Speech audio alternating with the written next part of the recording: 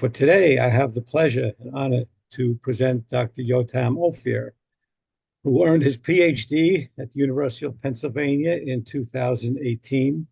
He is an associate professor of communication at the University at Buffalo, and he studies political and science communication and the effects of media on persuasion, misinformation, conspiracy theories, and extremism.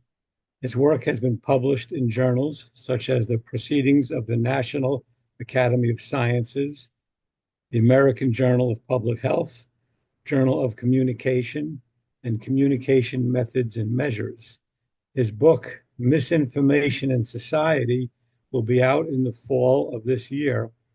And Dr. Ophir is the head of the Media Effects, Misinformation, and Extremism Lab and is a member of University of Buffalo Center for Information Integrity. Interesting concept. And is a distinguished fellow at the Annenberg Public Policy Center at the University of Pennsylvania.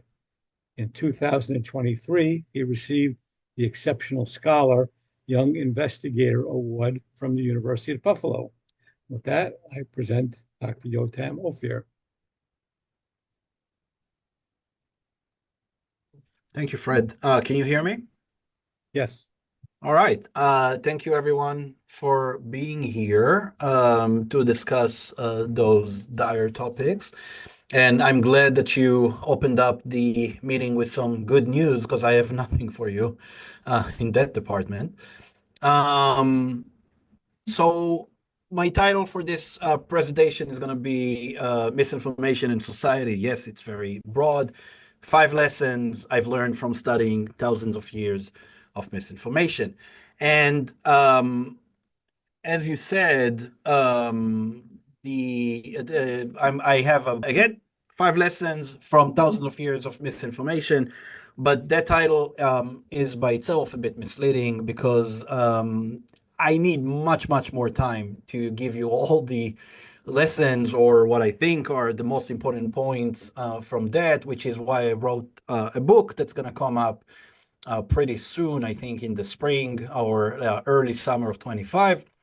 And also I'm teaching a class on the topic in the University at Buffalo. So ideally, we would have talked for a full semester right now, but I'm going to give you the most important talking points from that, meaning that if I was more honest, the title of my talk would have been something like 5 lessons I've learned from studying thousands of years of misinformation that I can reasonably squeeze into a 45-minute presentation, but let's discuss more during the Q&A. If you still want to know more, my book will be out in the spring.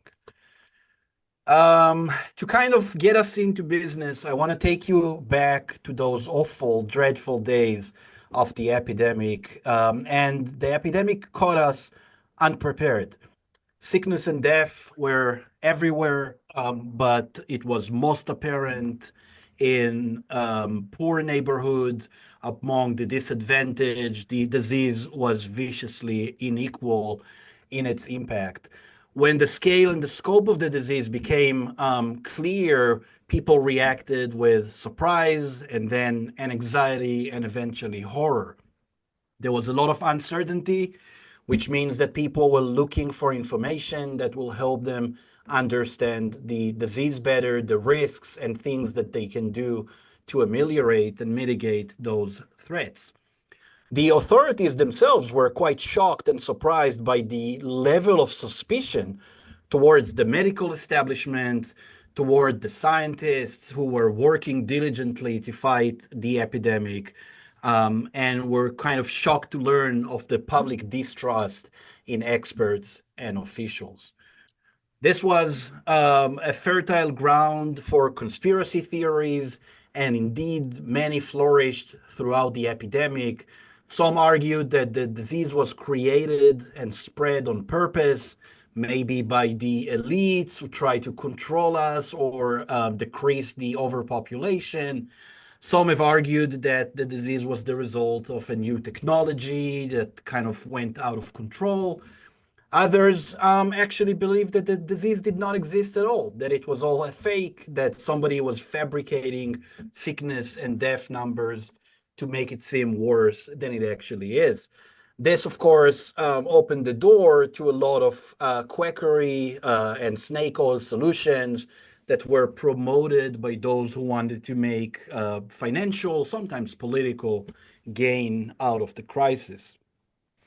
Eventually, all that chaos resulted in violence, in the scapegoating of minorities, in anti-government riots that erupted not in only in one place or one country, but around the world, with many actually targeting and attacking medical staff and the people that were on the front line of coping with this ongoing crisis.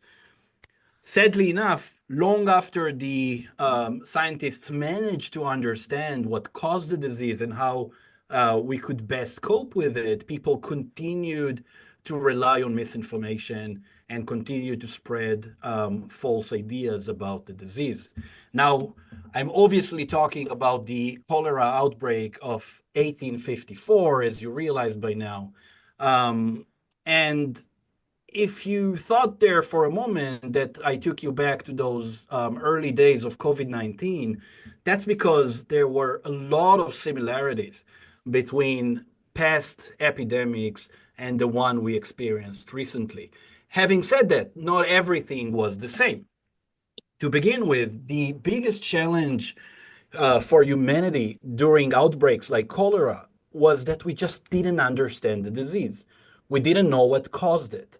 At the time, there was a very common misbelief that diseases like cholera were caused by foul air, basically pollution that came out from the factories of the new industrial era. And people believed that pollution itself caused disease. That means that the solutions that they came up with also targeted pollution and not the real culprit. It took a lot of work and a lot of medical and scientific innovation to eventually break the code of the cholera outbreak.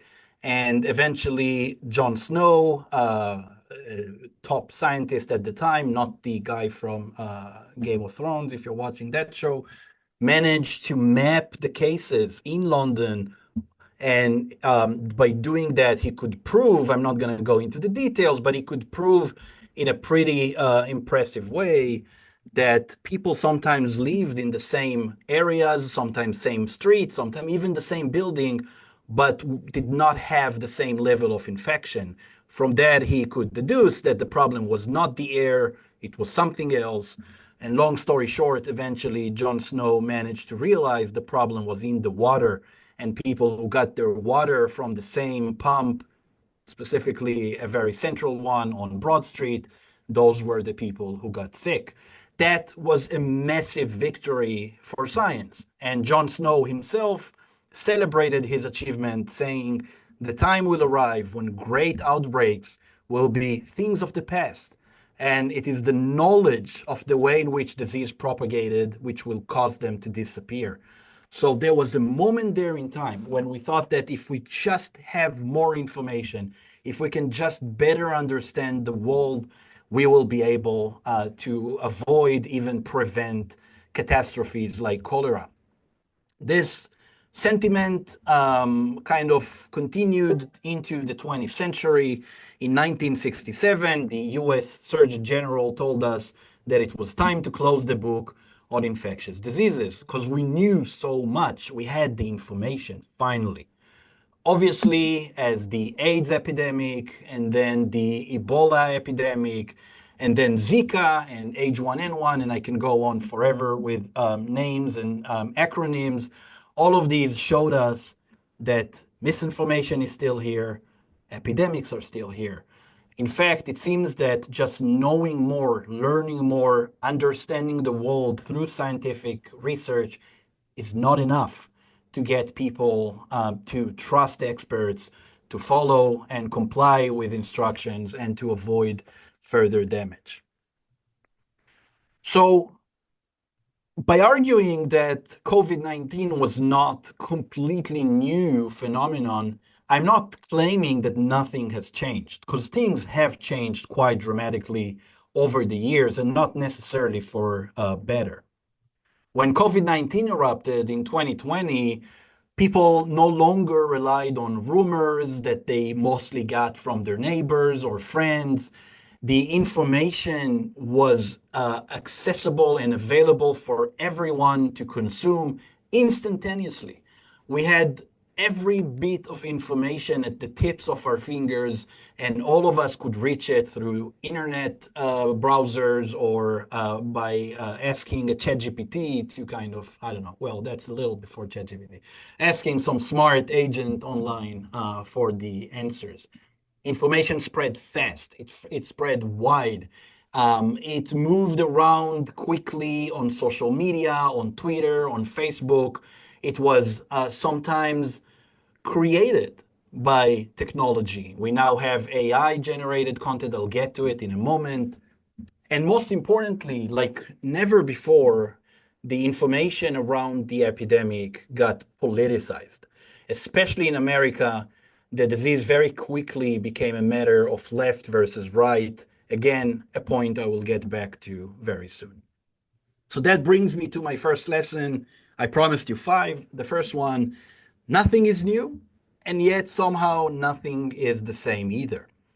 We hear a lot of discussions about our times being a post-truth era, the end of reality, the end of agreed facts, and so on and so on. When you read those books, the three you see on the screen are recent books that were published on the post-truth era. It seems that often the finger is pointed at two main culprits. One is Donald Trump, the other is technological innovation, especially the internet, social media, these days, AI. But it's important to remember that misinformation existed thousands of years, if not millions, before the invention of mass media technologies in general, or this or that American president. Take Trump specifically. Recently, we saw quite a lot of conspiracy theories around the attempted assassination on his life. But as some of you know, before that, we saw kind of similar arguments being made about the JFK assassination. And before that, you can find conspiracy theories about the Lincoln assassination, and go on and go on. We are very worried these days about extremist ideologies and conspiracy theories like QAnon, who claim that Hollywood celebrities and elites are raping and abusing children for some nefarious purpose. But it's important to remember that 30 years ago, we heard similar arguments being made against teachers during the Satanic Panic. Before that, women heard the same accusations in Salem during the witch trials. And if you go back a couple hundred years even further, you'll find the same conspiracy theories being used against Jews in the blood libel conspiracies of the medieval times. Before Fox News told us about a vicious plot to replace white people with minorities, something you can hear quite often these days, unfortunately, on conservative media. People like Samuel Morse, yet that Samuel Morse, warned us that the Catholics are plotting to flood America with Irish immigrants, similar ideas, different times. So nothing is new, but nothing is the same either. Take, for example, visual misinformation, something that we care about quite a lot these days. It's not new.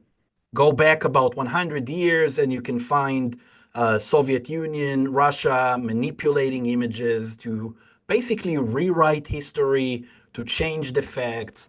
You can see the original photo on the left, Stalin standing on the Volga with a couple of other top officials.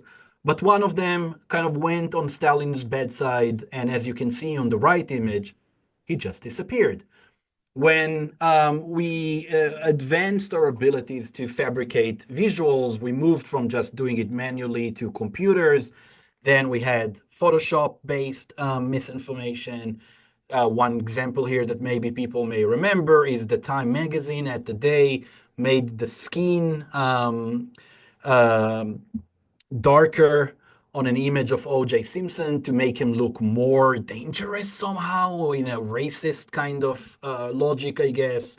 It's not clear why it should make him look more vicious, but it seems that that was the goal of that move. Another example of using Photoshop, an image here from an Iranian missile trial. Very impressive. You see four missiles being launched at the same time, except that in the real training, one of the missiles failed and the Iranians were embarrassed. So as you can see, they used Photoshop to kind of copy paste another missile here to make it seem better. So we've known how to use visual edits to kind of lie and deceive for many, many, many years, but things are getting more and more and more complicated. For one, all of us are now have very kind of intimate relationships with our mobile devices, with our computers. They go with us everywhere.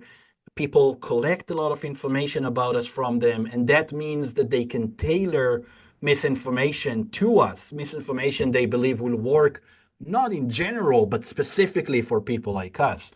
That's why we now have AI generated images that, for example, are trying to cater to black voters, trying to suggest that Trump, as you can see, is doing very well with this population. But the image is obviously, well, it's not that obvious, but I hope you can see is fake. One place where you can see the fakery is the hat. AI tried to create words here, but it doesn't really look like words. To make things worse, we now have technology to make deep fakes. Those are videos where you see a person, let's say Mark.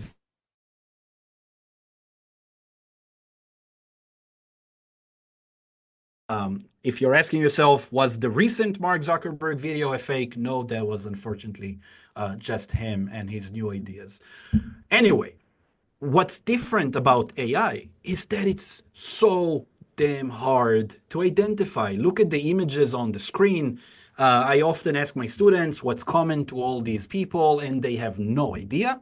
Some say they're smiling, they're white. Well, what's common to those four people is that they do not exist. Those are images that were created by AI in a website called thispersondoesnotexist.com. You can go there. Every time you enter the website, it generates an image for you within milliseconds. In fact, AI images are so hard to identify that you may have not even noticed that the picture I just showed you was AI. I actually created this image for this talk. It took me about half a second. So we are entering a new era where it becomes harder and harder to identify misinformation. But things are even more complicated because it seems, and that brings me to lesson number two, that humans are not very good at identifying misinformation at all. And the second lesson from my research into that topic is that humans are just not truth seekers. We did not evolve to be accurate. We evolved to do other things. Um, for many thousands of years, humans were kind of preoccupied with reality, with trying to identify what is real and what is fake. You can look at Plato's allegory of the cave, claiming that everything is just our experience. It's shadows on the wall. It's not the real thing. All the way to René Descartes suggesting that we should doubt everything. We are very obsessed with reality. And for a good reason, because humans are not good at identifying reality. We are not rational. We are not truth seekers. For example, studies show us that when we encounter new information for the first time, we have that bias towards accepting it to be true. We don't ask questions, we don't doubt new information. We first accept it as true, and then we need to put extra effort to question it, to doubt it, to make sure that it's actually true. And it puzzled us at first until we realized it had a very clear evolutionary advantage. Imagine yourself being in the jungle, I don't know, 50,000 years ago, 100,000 years ago. You're looking into the woods and you think that you're noticing something weird. You think that you identified pattern and then some changes in the pattern. And this is what you're looking at. Humans are very, very good at looking at this picture. I don't know if the quality is good enough on your screens, but there is a tiger here at the middle. If you look in the middle, I don't know, can you see my mouse? there is a tiger hiding here in the bushes. Identifying that tiger requires us to be really good at identifying patterns. Now, if I am in the wild and I see a tiger in the woods, I need to turn back and run for my life. Those humans who stopped there and said, you know what, I don't know, maybe it's a tiger, maybe it's an illusion. I remember Plato told us that it's just a shadow on the wall. All of these people are dead. The tiger ate them. Those who turned away and ran are alive. Their genes reproduced. We are the descendants of pattern seekers. Now, in many cases, that's going to serve us very, very well. But in other times, seeking patterns, automatically accepting them as true, can actually fail us. It can mislead us. Take 9/11, for example. For most of us, it's a horrific, unimaginable tragedy that took place about 25 years ago when a group of Saudi terrorists decided to wreak havoc on the World Trade Center in New York and some other locations in America. We understand it as a global terrorist event. We know who planned it, and we know what the motivation behind it was. But for some people, there must be more. Part of it is because their brain tells them that if something so big happened, there must be a big explanation. Now, a terrorist attack is pretty big, but that's not enough to explain the deaths of thousands of Americans. So they begin to scrutinize the data, or now we call it do their own homework, and that's going to bring them to make a lot of false assumptions based on that tendency to look for patterns. For example, have you ever noticed that the World Trade Center buildings look a little bit like the number 11? If you think about it, they do. And you, of course, realize that the attack took place on the 11th day of September. And some take it a step further and remind us that 11 is also the number of the Antichrist. But why stop there? In September 11, 1990, George Bush, the father, was giving a speech to world leaders and told them about the new world order that was about to take over. Coincidence? Well, not for those who look for patterns. Some took it even further. There are a couple of books out there that analyze the Bible using computer science kind of applications to find patterns inside the Bible. And those books claim that the word twin and towers and airplane appear at the same time in the Bible. Now, if you ask yourself why the Bible talks about airplane, you're absolutely right. It doesn't. And a lot of those arguments are obviously, well, all of these arguments obviously don't really make sense, but people look for patterns. Wait, there is more. Take a $20 bill. Everybody knows how it looks like. Turn it over. Now, doesn't look very suspicious unless you're willing to fold it. Now, what should we fold it as? Well, obviously, an airplane.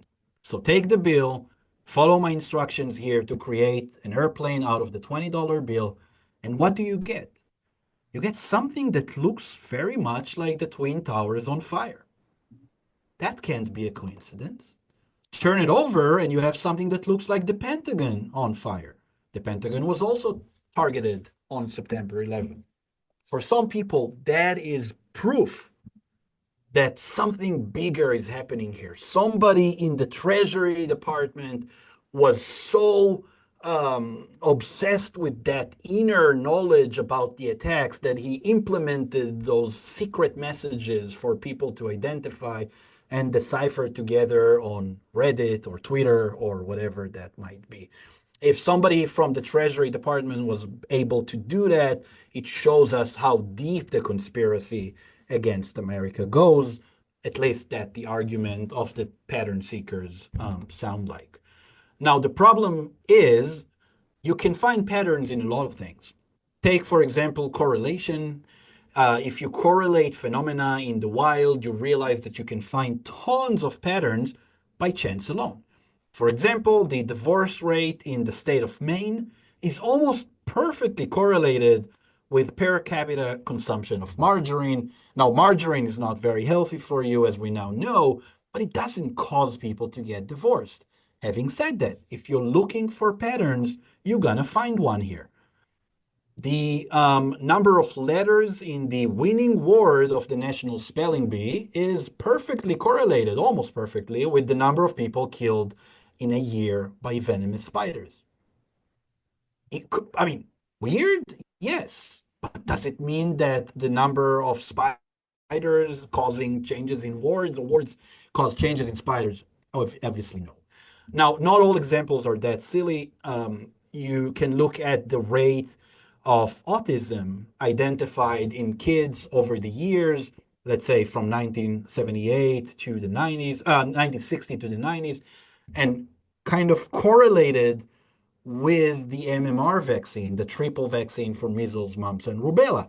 It definitely looks like the moment we started to give the vaccine in 1978, there was a massive rise in autism cases.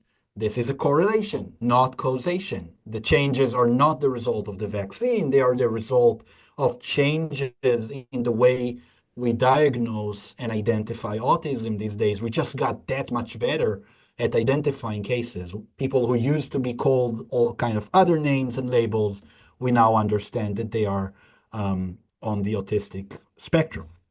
But again, if you are seeking for patterns, which evolution pushed you to do, you're gonna imagine seeing a causal relationship here as well.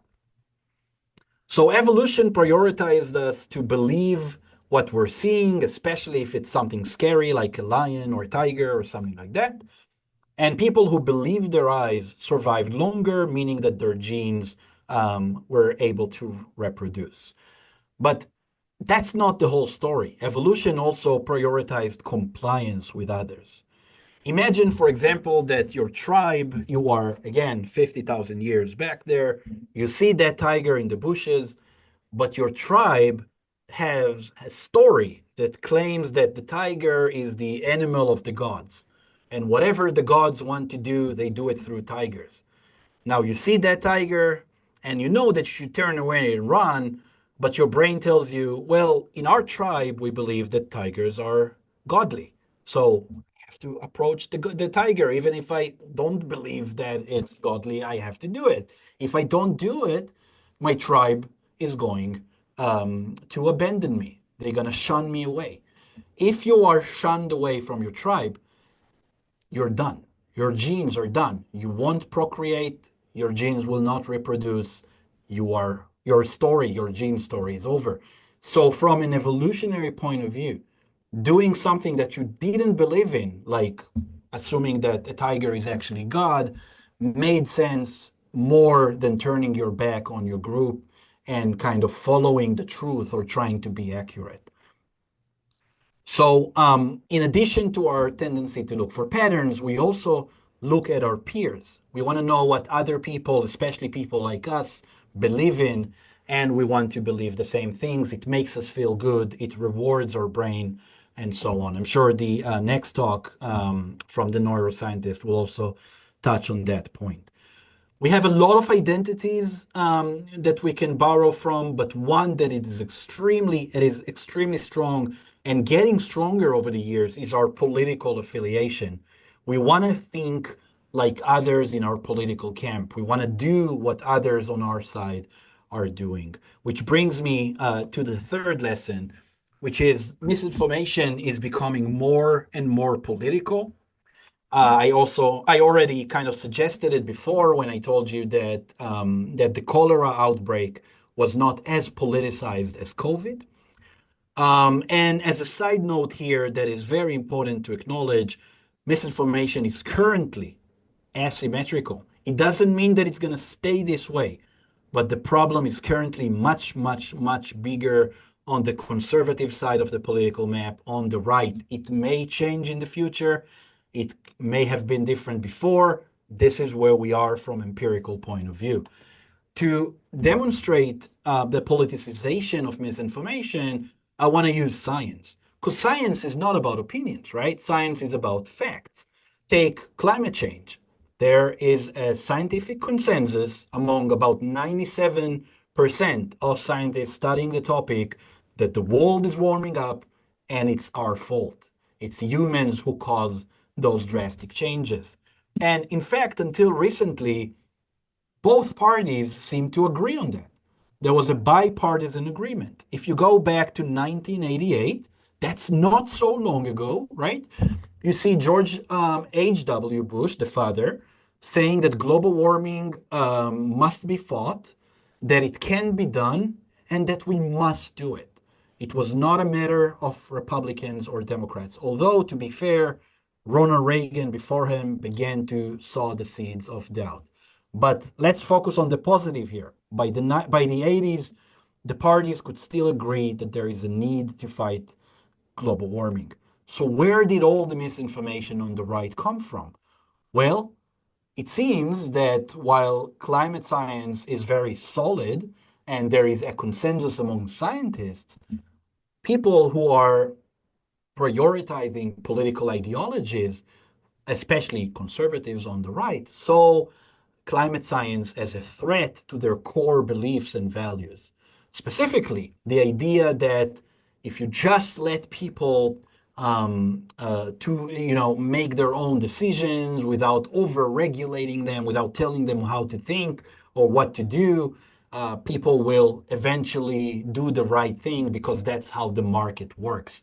This free market ideal was obviously much stronger on the right, and it was promoted very heavily in the last 50 years by think tanks. Those are organizations that are funded by billionaires and very rich corporations, the likes of the Cato Institute, the Heritage Foundation, American for Prosperity, the Marshall Institute, and more and more.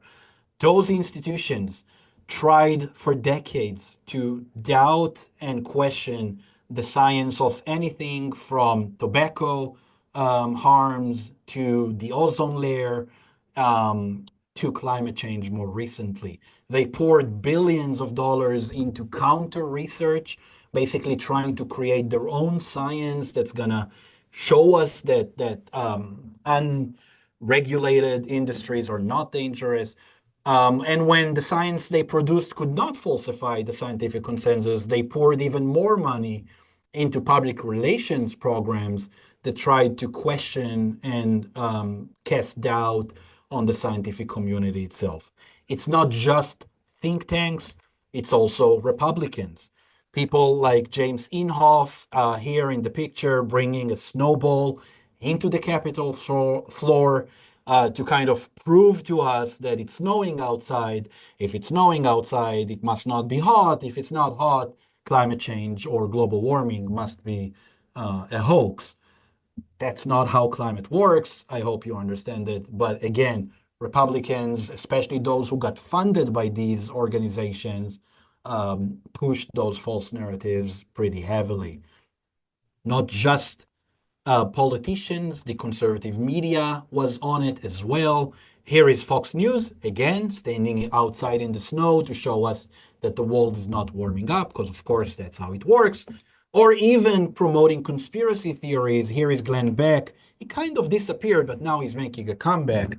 Glenn Beck here shows Fox viewers a watermelon, implying that environmentalists are green from the outside, but red from the inside. They seem to care about the environment, but they're actually communists.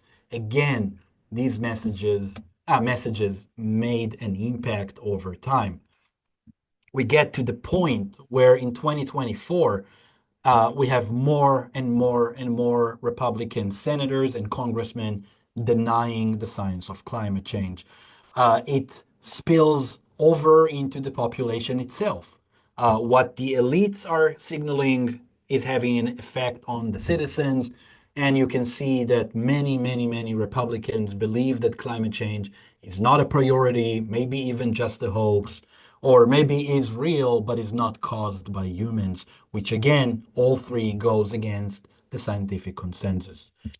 The journalist Chris Mooney did a fantastic job documenting what he calls the Republican war on science in his book. He shows that it's not just climate change, it's many, many, many other issues, starting from the Nixon years into the Reagan years, We see growing tensions between the scientific community, scientists, scientific data, and conservatism and the Republican Party.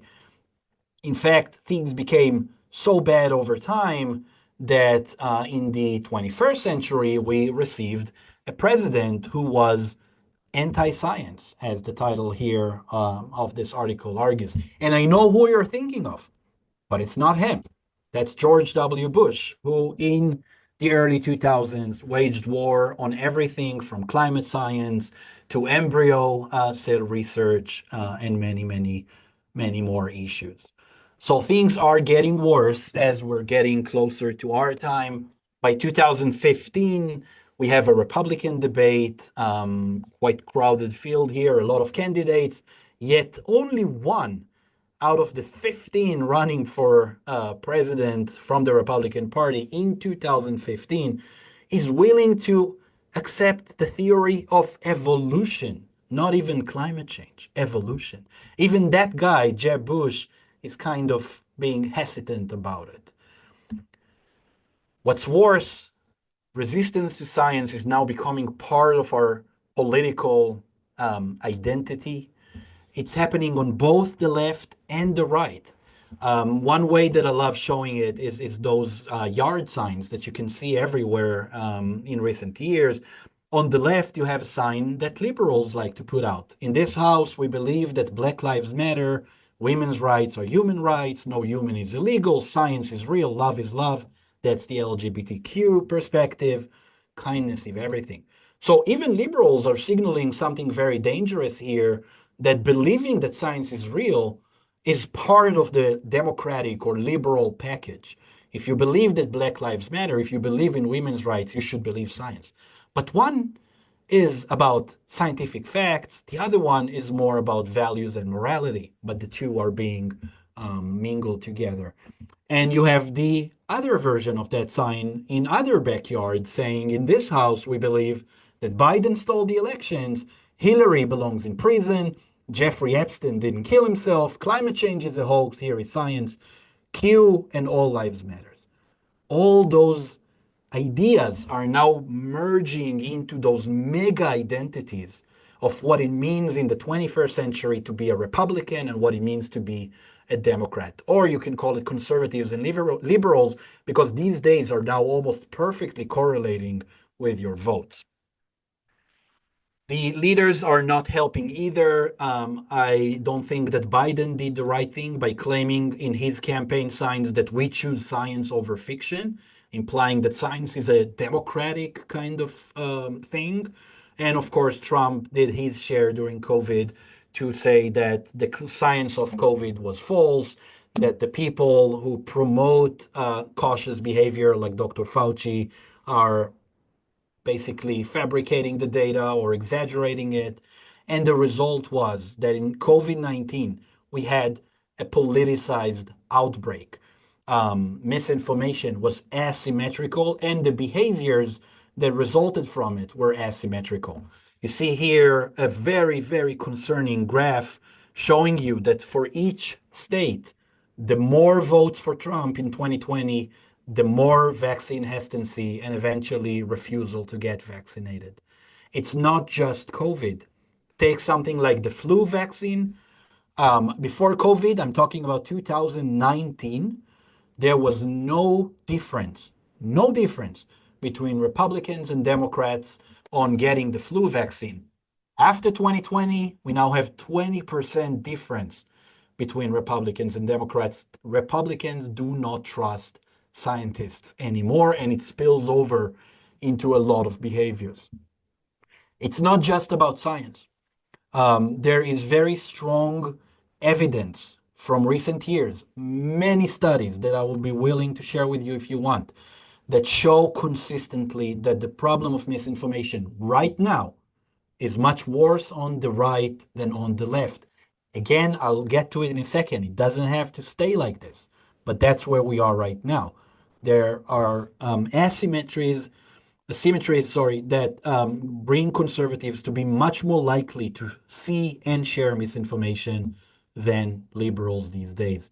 We see it in this study, we see it in that study, We see it in research on fake news. You see those high bars on the right. Those are people who are more likely to visit fake news websites, and they are the very, very strong Trump supporters. So 10 here, the right of the graph, basically is how strongly do you feel about Trump? Those are very pro-Trump. They are much more likely to visit fake news websites. Importantly, it doesn't have to stay like that.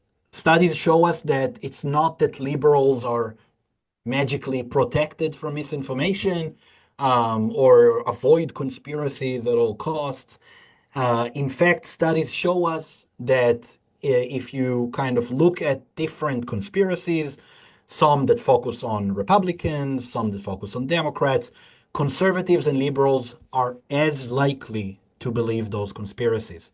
So, in a lab, in an experiment, we are as likely, whether we are conservatives or liberals, to believe in conspiracies. But yet, we see those differences in the real world. And the reason is not that there is a massive tendency for conservatives to be fooled by misinformation, but that the elites of the conservative side, politicians, think tanks, and conservative media are working diligently for decades to spread falsehoods, and they do not pay a price for it, as opposed to liberal politicians or media that when they do spread misinformation, and they do sometimes, the party punishes them, their citizens punish them, and so on.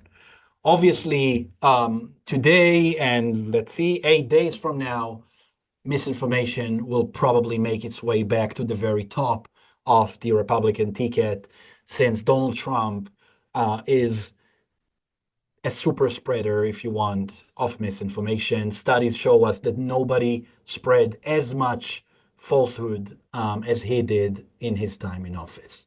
Which brings me to lesson number 4. The price for spreading misinformation seems to be in sharp decline. And this is extremely dangerous. This is maybe the most dangerous impact of misinformation, I would argue.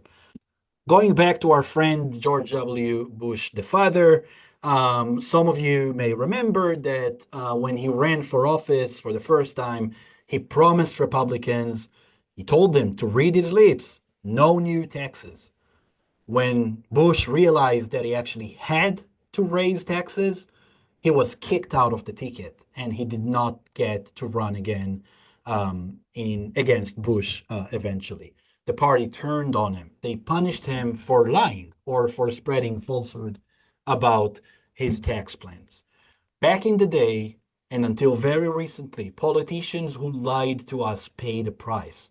We did not trust them anymore. We didn't vote for them anymore. A second thing that happened until recently is that the parties themselves were strong enough to fight extremism.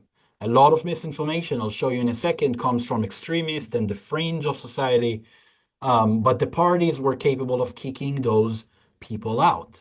Take George Wallace, a Democrat, a racist, a bigoted man who was rejected from the Democratic Party at a time when parties were much more strong, much more capable of doing so. We're now entering an era where parties are just not capable or unwilling to fight misinformation and to punish their politicians for spreading it, especially on the right. Again, who knows, maybe in the future on the left as well. My own work is often focused on extremism. As part of my research, I look into neo-Nazi and white supremacists online to see how they talk about all kinds of issues, including science.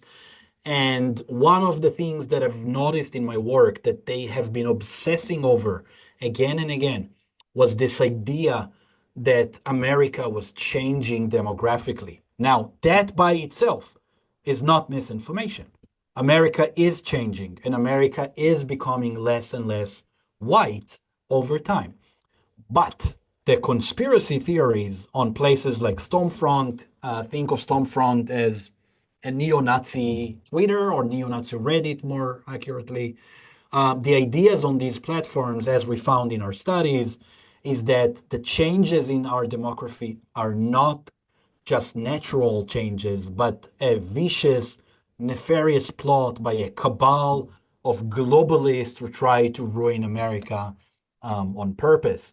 So, for example, in our studies, when people talk about something like abortion, they claim that the Jews are like this giant, hideous octopus with thousands of tentacles that include homosexuality, abortion, mixed marriages, and so on. So basically, those things are used by Jews, according to white nationalists, to weaken the white race, to weaken America, to replace Americans with non-white people.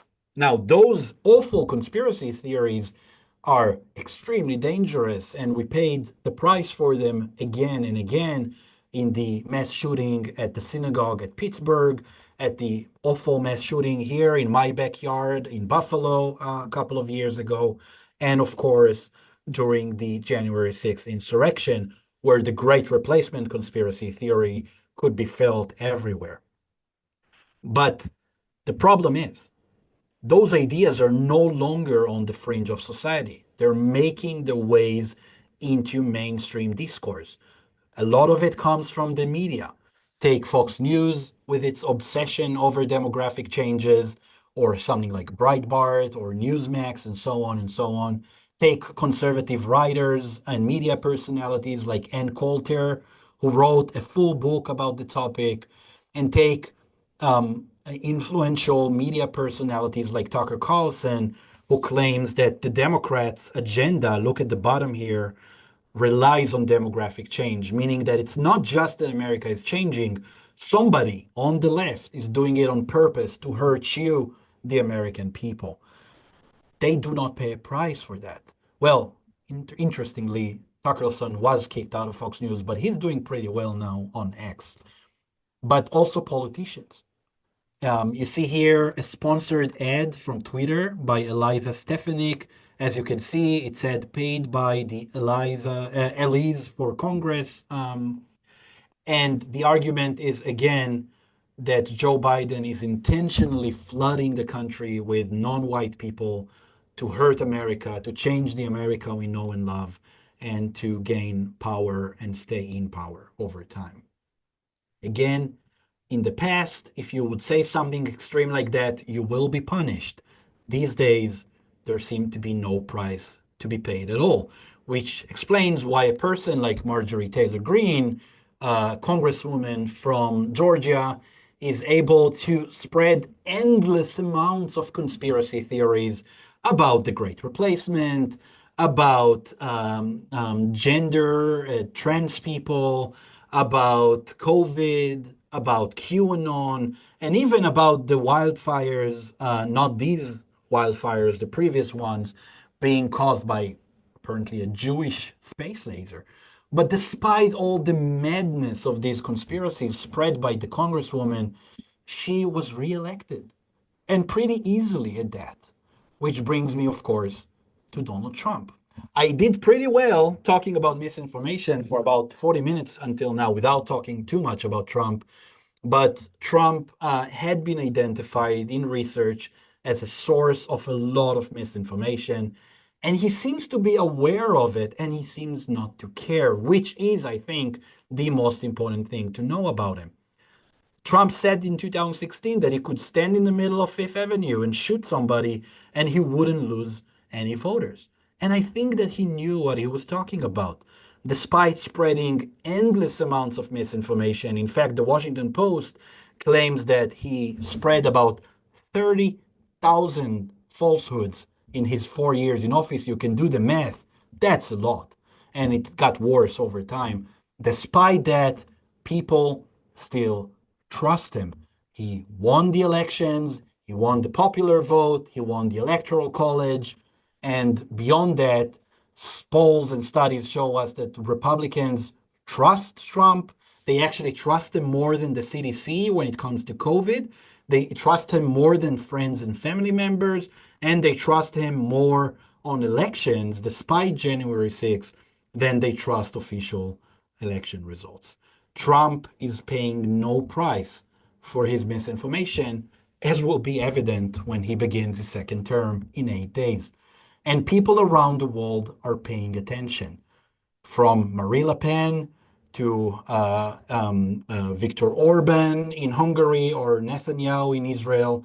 People, leaders, especially on the populist nationalist right, learned from Trump that they do not pay a price for misinformation. They even adopted a lot of his language. You can hear Netanyahu and Orban using terms like fake news to attack the media. They learned that it works. I don't want to take too much time, but I do want to get to lesson number 5 very briefly, and that is there is no silver bullet solution. We have been trying to fight misinformation scientifically for about 50 years now, and we are still facing a lot of open questions about how to do that. First, who should even do it? Who should be responsible for fighting misinformation? The government, academics, journalists, fact checker, social media companies. We saw those debates bubbling up this week when Zuckerberg announced removing fact checking from Facebook. Maybe citizens, Zuckerberg claimed, should be responsible. And if we fight misinformation, how do we do that? By content moderation, by censorship. Some countries have laws against misinformation. In Germany and Austria, you cannot deny the Holocaust. If you do, you might end up in jail.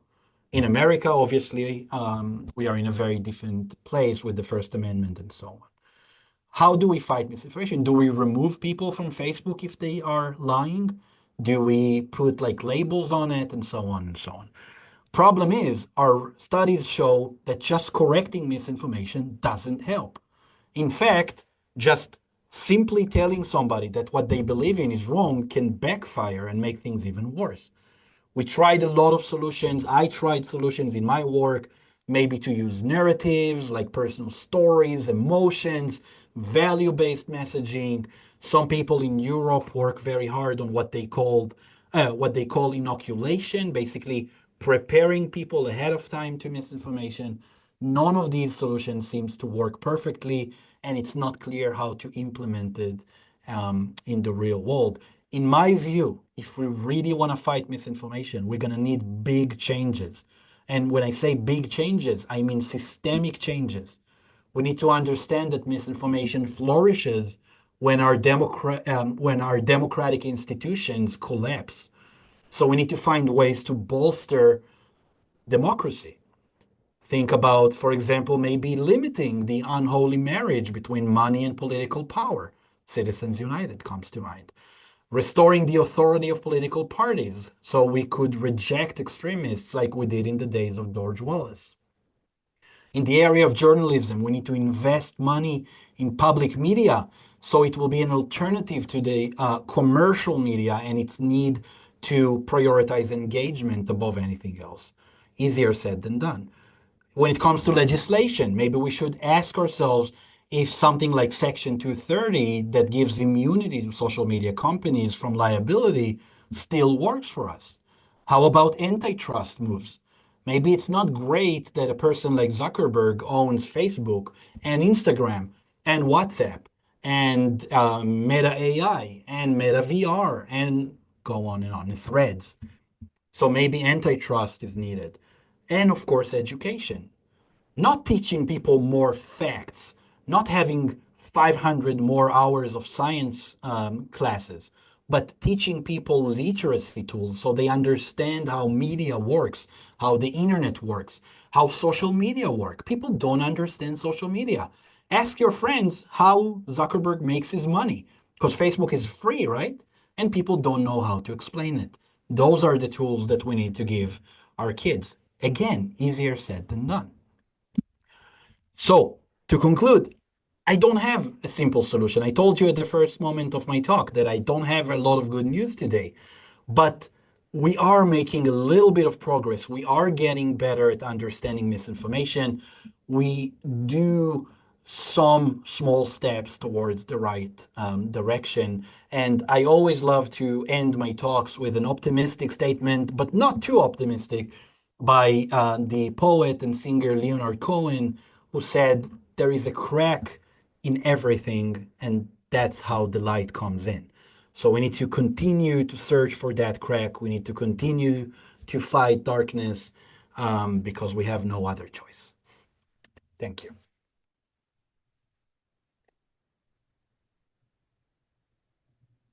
Thank you very much. Well, there was a lot of, Yotam, it was a very interesting presentation. There was a lot of discussion in the chat, but most of it was among people talking among themselves. There was a couple questions I'd like to came out of it. Here from Aaron, who said neoliberalism is not a right-wing idea. Nordics are more market-based than the US, but they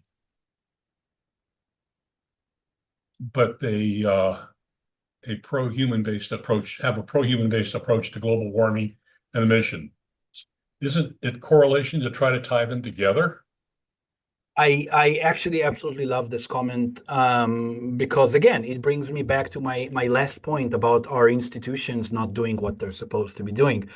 Neoliberalism is flourishing more among the right, but absolutely, Bill Clinton continued that line in his legislation and regulation, and even Barack Obama did. So neoliberalism is now a tenant of both parties. This is part of why I think, I don't want to make too big of statements here, but I think this is why many Americans, both on the left and both on the right, don't feel like the parties work for them anymore. And I think Kamala Harris felt it pretty well in 2024. So yes, neoliberalism is not just on the right, but those who have the motivation to fund neoliberal ways of thinking are much more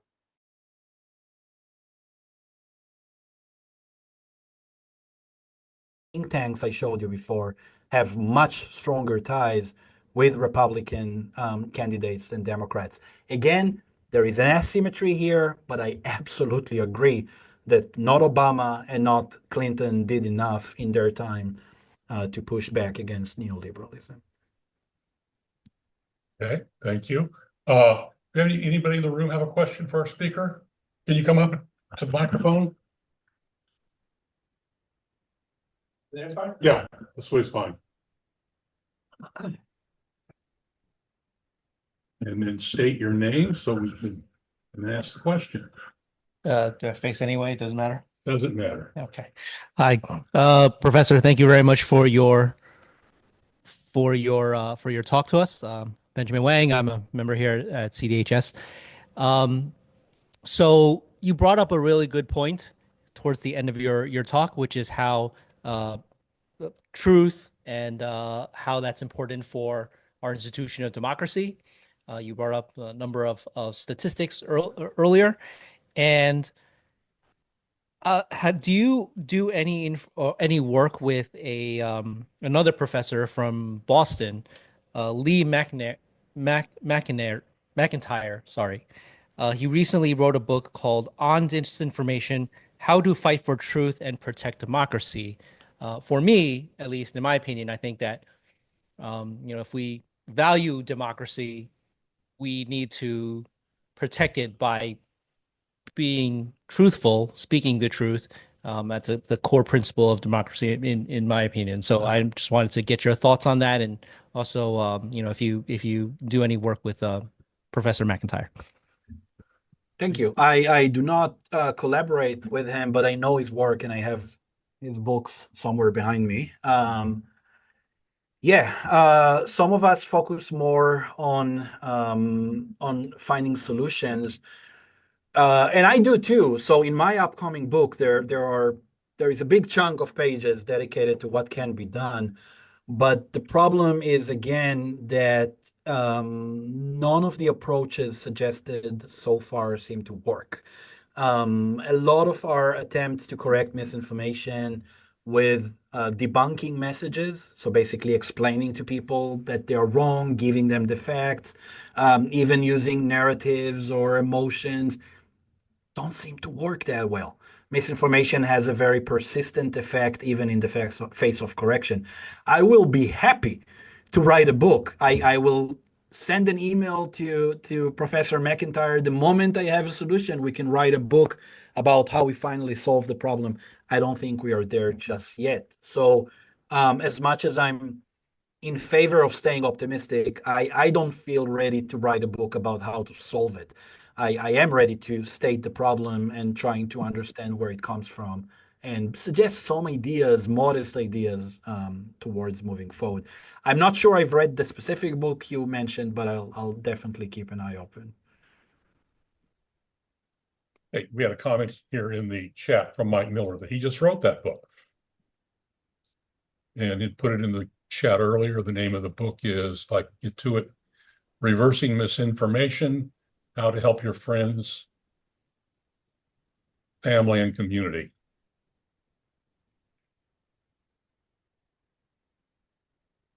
Sorry, I'm following on the threads on the chat. Now that, People make a lot of good arguments.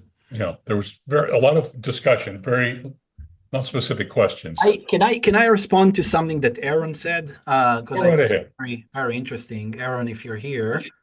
Aaron says that Bush could have win again in 1992, but the circumstances did not work out for him for multiple reasons, and the Clinton victory was quite surprising at the time and resulted from a lot of moving parts.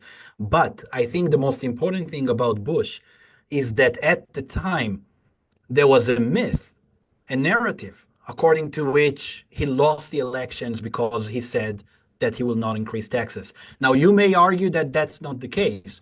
You may argue that things are more complicated and that Ross Perot kind of influenced the race and all. That might be true. But there was a sense among citizens that Bush paid a price for misleading or lying to the American people.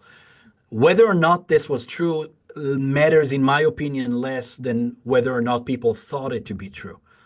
In the 90s, we thought that politicians pay a price for misinformation. I think that one of the biggest changes in recent years is that we, citizens and politicians, no longer think that way. We don't believe that misinformation comes with a price, and that is obviously extremely concerning. But I appreciate the nuance, and definitely things are more complicated than what I can present in 45 minutes or so. Yes, Bob, who has a come up with this question, Bob? Yeah, two questions. Is there, Bob Bosca? One is about, is there anything that's like a clearinghouse for fact checking? It's bothersome to me that there are a number of different environmental organizations, and if you're interested in doing something to help the environment, we have a local group that's called the Clearinghouse for environmental information, but it doesn't really serve that purpose. There was a U.S. government organization for medical care that was a clearinghouse for health information, and it could direct you to different places depending on what kind of information that you wanted. But it seems like for fact checking, there are a number of different websites I know about fact checking, but there's also different things that the fact checking is about. And to comment about this also, there's bias, there's accuracy, and there's relevance, are three aspects of the information that were presented in the news. And if you could comment on those three things. So bias? Say again, bias? Bias, accuracy, and relevance. The relevance would be more like, if we get news about East Africa, it could be biased based on, how, people's racial attitudes. It could be not biased, but inaccurate. Mm-hmm. And then, if it's about East Africa, what's the relevance to my life? So that's something. The news can be distracting by being, we have a president coming into office that seems to be part of his thing is distraction. Whatever focuses attention on him takes it away from other issues. Yeah. Yeah, very big questions and important ones, and I think the two parts are connected. Yes, we know pretty well what journalists are prioritizing when they decide what's newsworthy and what's not. And surprisingly enough, those things haven't changed much since we started studying it about 70 years ago. As you said, something that happens in Canada will get more news coverage than an epidemic in West Africa, even if the West African epidemic could be of major impact on us. As for accuracy, if you look back at the history of journalism, which I absolutely recommend people to do, you'll see that journalism was never very accurate. I mean, in America, it started as a partisan kind of endeavor. Basically, Jefferson had his own newspapers that always said that he was right, and Adams had his own newspapers that always said that Jefferson was wrong, and so on and so on. It became commercialized in the 19th century, meaning that instead of accuracy, we prioritized selling as many newspapers as possible, usually for a very small price so we can sell advertisements. That's the penny press, yellow journalism time, and so on and so on. And getting us to our days where CNN and the New York Times and Fox News and everybody else are most concerned not with biases, not with political biases at least, but with engagement. They want to get us engaged with as many articles as possible, so Facebook and advertisers throw them a dime here and there to keep them alive in this very competitive environment. One of the things that I teach my students, and I think quite surprises them quite a lot, is that the media at large, like mainstream media, not maybe Fox News, but mainstream media, is not politically biased. They don't try to turn us into liberals or to turn us into conservatives. They try to make money. And at the end of the day, getting that money from advertisers is everything. So that's why part of what I said is that the solution will have to acknowledge that commercial media, basically advertising revenue driven media, cannot be responsible for the integrity of information. That it just doesn't work. We need alternatives. Some places in the world have good alternatives in public media and so on. We need to think more seriously about it. Brad, did you have a question for? More of a comment. Appreciate everything you said, and I agree with it, unfortunately. I think it's a multifactorial problem. Back in 2016, I was phone banking for Hillary, and I spoke to a Democrat in Arkansas who travels for work through the South. And he said, "You don't know what we're up against. There's no education. People don't know how to analyze. They don't understand what critical thinking is. They live on 10-second sound bites." And I'll say the Republicans, the conservatives, they basically have tapped into, and Trump especially taps into an emotional aspect. And when your emotions are engaged, your critical thinking, if you had it, is really put on the back burner. And people who believe the conspiracy theories, it becomes part of their identity. So you can give them facts, but now you're challenging them personally. And they're going to resist and not listen to the facts, unfortunately. And with the proliferation of social media, you can find your niche online that makes you feel good. It used to be where the mainstream media, the three major networks had the news. We all heard the same news. We all heard the same facts. We can disagree about them, but now you can get your own facts online or anywhere. And it just, I don't see a way out, unfortunately. Yeah, it's true. I mean, part of the problem is just that, going back 40 years ago, 40 years ago, Neil Postman, one of the legendary communication scholars of the time, said that we're getting into a point where information access with an A will no longer be a problem, but information access with an E will be. We have too much information and it's bombarding us all the time, and we get to choose whatever we want to choose. And I think the point that you made about emotion is actually very much part of the problem with the asymmetry I mentioned earlier.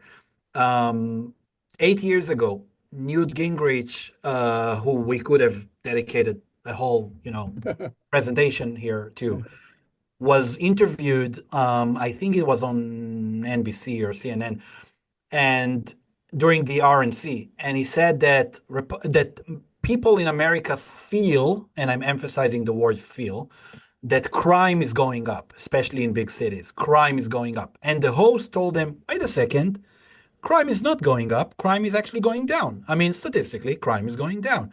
And he told her, that's unimportant for me. Citizens feel that crime is going up. I, as a politician, that's the words he used. I, as a politician, I'm going to go with what people feel and not what you, he said, you, with your statistics and numbers on the elitist left are telling me.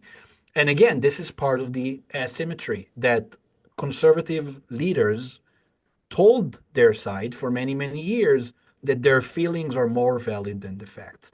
That even if scientists or the mainstream media tell them otherwise, they should not be trusted.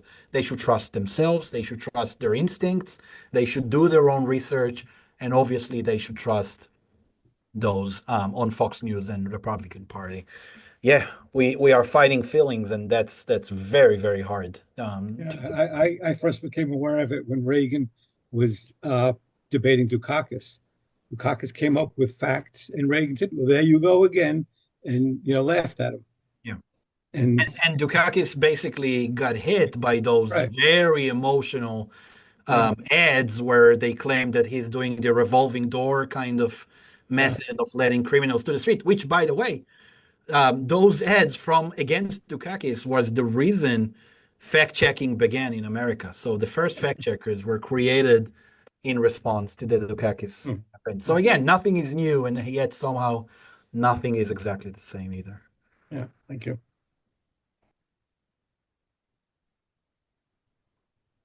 Let's see, we have another question in the room here if we can. So Rob. Okay. Just a second. Hi, I'm Rob Smith. I'm wondering about the old idea of the marketplace of ideas. And we had this notion in America that somehow in the great marketplace of ideas, truth would out. Yep. And it doesn't. I mean, clearly it's not, is it? I mean, it's, for one thing, the marketplace has changed. So Jeff or Zuckerberg can say, well, we're not going to fact check anymore. Yeah. Well, but how good was his fact checking in the first place? Everybody in Facebook jail? Anybody? It's like your algorithm, suddenly you say something that the algorithm says, oh, that's not right. And you find yourself banned from Facebook for a week. It was a very strange thing, and still is. And has sort of replaced our marketplace, these social media. And they're very much at the whim of bots and specialists in propaganda and slurs. Even the notion to use the word conspiracy theory, that was invented by the CIA to discredit some of the people who thought that maybe Lee Harvey Oswald didn't act alone. I have no idea how many people in this room think it was a conspiracy today. I do. Probably about 40%, because that's pretty stable. So it's hard. I mean, it's hard to know what fact is. It's hard to sort through it. I think that we really don't have an effective way to sort through what is and is not factual. So factuality is a real problem, and factuality is something we absolutely need, I think, to be effective in a democracy. And it's a battle. I think it's a battleground right now. I don't know how you feel about it. I use the word fight to talk about misinformation. You said a lot of interesting things. I want to go back to the first thing you said about the marketplace of ideas. I think there is another word that you omitted. It should be a free marketplace of ideas. The word free is at the heart of the liberal kind of idea behind marketplace, behind libertarian, ideals of marketplace of ideas. Zuckerberg is deceiving us. And I think he knows it very well. I can't prove it that he's lying, but I think he knows very well that he does. He knows that his platform is not a free marketplace of ideas, because his platform decides for me what I'm going to see and what I'm not going to see. At the end of the day, as you said, there are very sophisticated algorithms that kind of make decisions on behalf of Facebook. that I'm going to see this post by that person and I'm not going to see that post by that person. And the reason the algorithms do it is very simple. Again, it's engagement. They don't try to turn us liberal. They don't try to turn us conservative. They try to keep us on the platform for as long as possible. So the algorithms are working day and night to learn about us, to collect data about us, so they can understand who we are and sell us to advertisers, which is, by the way, that's the answer to my question from before. How does Zuckerberg, how could he become a billionaire if he is not taking money from us to use Facebook? Well, he sells us to advertisers. You can't have a free marketplace of idea where the owner of the marketplace is deciding which shops will stay closed and which will stay open, which one will get a microphone and which one will be muted. And as such, I think I'm in favor of thinking of alternative ways to create free marketplaces of ideas. I am pro free speech. I am. I don't like censorship in my books, in my work. I'm always against censorship and against content moderation. But the infrastructure or the system on which we make those conversations is not really democratic. It's not really free. And as such, we can't have free democratic discussions there, in my view. Okay, we have another couple questions in the room. Come up and ask, and we have another one who will come up in a moment.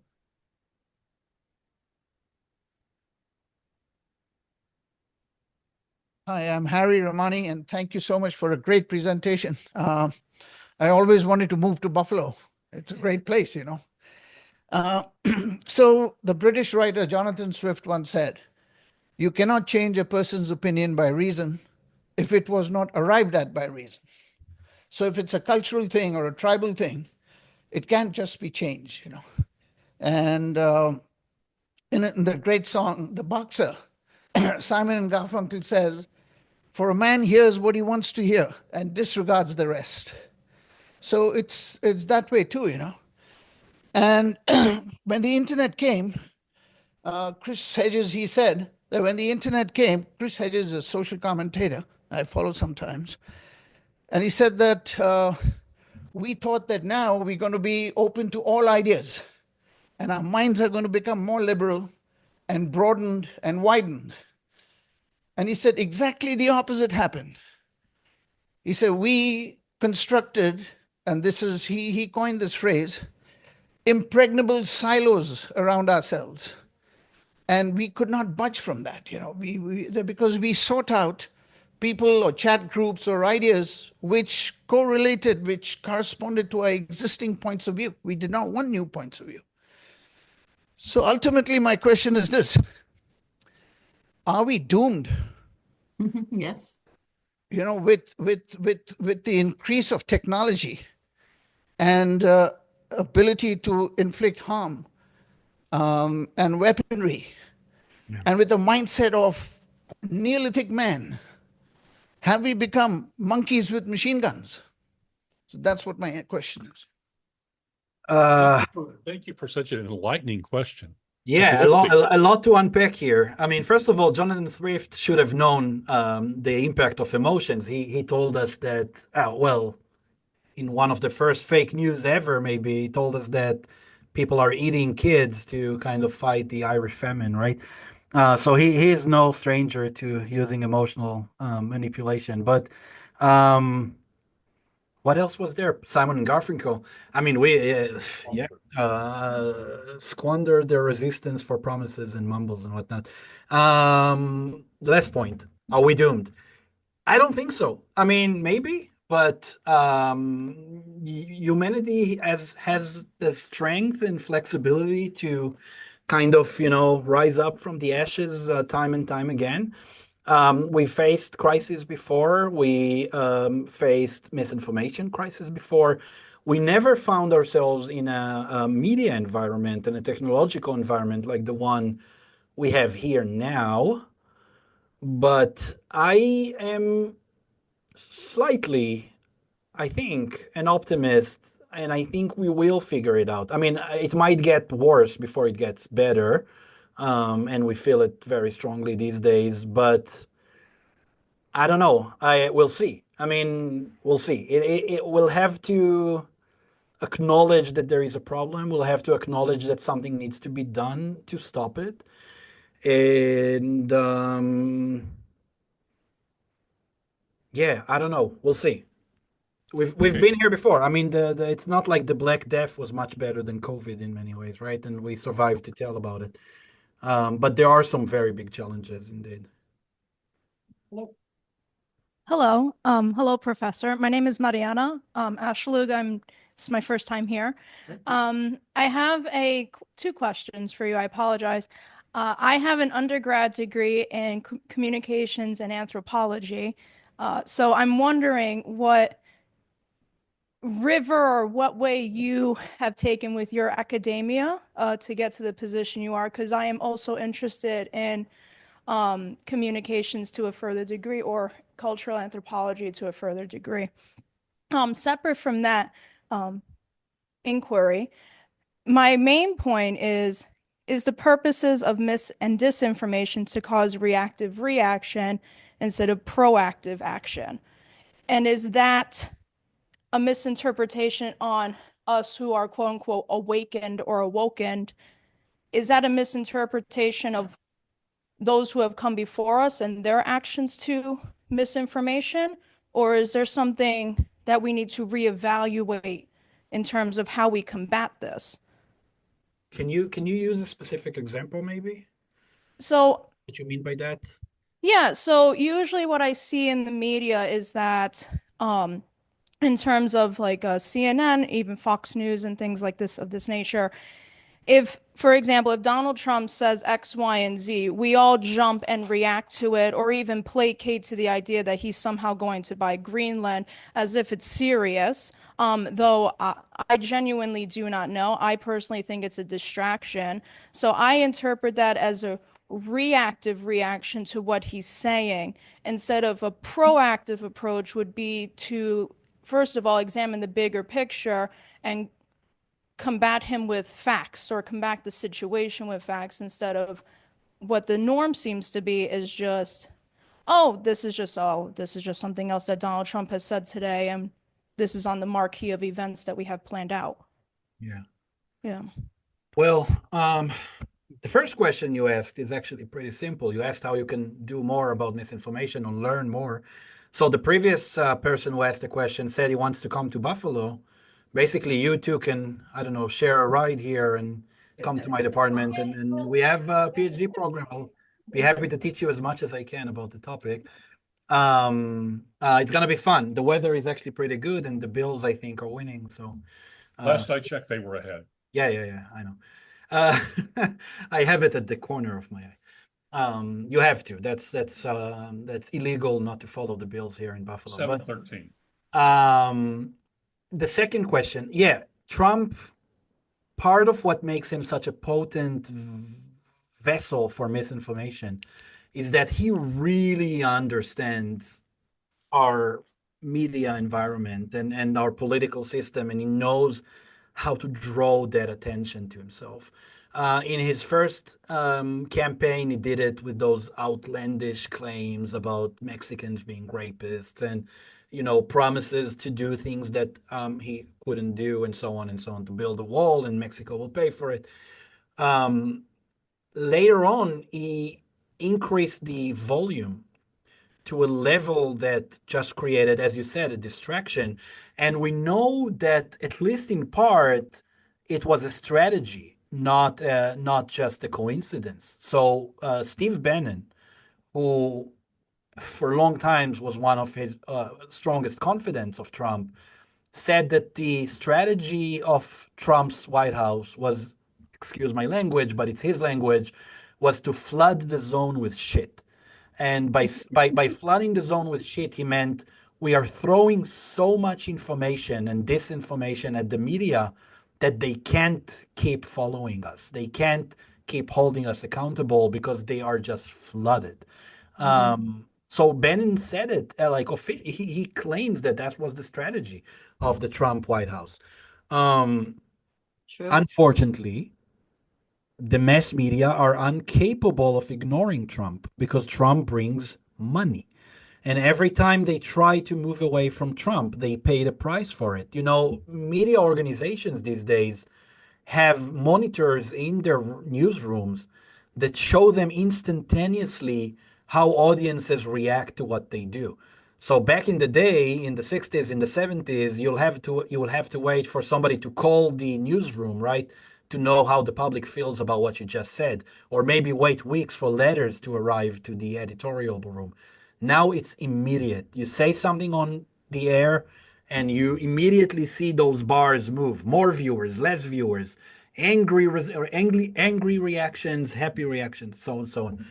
Every time they tried to detox and move away from Trump, they saw the numbers going down immediately.